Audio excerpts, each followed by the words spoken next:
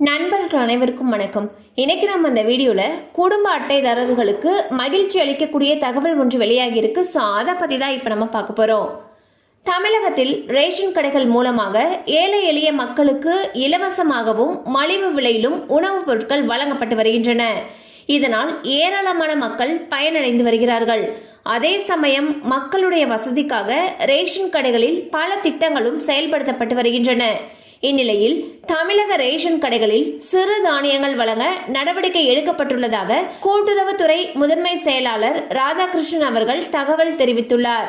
வெளி மாநிலங்களில் இருந்து கேழ்வரகு கொள்முதல் செய்யப்படுவதாக குறிப்பிட்ட அவர், அனைத்து ரேஷன் கடைகளிலும் தட்டுப்பாடு இன்றி பாமாயில் தரப்படுகிறது என்றும் கூறினார்.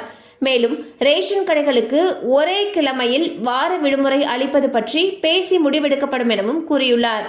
ஸோ பார்த்தீங்கன்னா ரேஷன் கடைகளில் சிறு தானியங்கள் வழங்குறதுக்கு நடவடிக்கை எடுக்கப்பட்டிருக்கிறதாக சொல்லியிருக்காங்க. அதாவது ரேஷன் கடைகளில் இன்னும் சில நாட்கள்ல இருந்து கேழ்வரகு கொடுக்கறதுக்கு தயாராக இருக்காங்க. அதற்காக கேழ்வரகானது வெளி மாநிலங்கள்ல இருந்து கொள்முதல் செய்யப்படுவதாகவும் சொல்லியிருக்காங்க. அது மட்டும் இல்லாமல் இனி ரேஷன் கடைகளில் பாமாயில் தங்கு தடை இல்லாமல் தட்டுப்பாடு இல்லாமல் கிடைக்கும்னு சொல்லியிருக்காங்க. கண்டிப்பாக அந்த அப்டேட் உங்களுக்கு பயனுள்ளதாக இருந்திருக்கும் நம்புகிறோம். மேலும் இது போல் அப்டேட்ஸ் உங்களை உடனே ரீச் ஆகணும்னு நினச்சிங்கன்னா நம்ம சேனலோடு தொடர்ந்து இணைந்திருங்கள். தேங்க்யூ ஃபார் வாட்சிங்.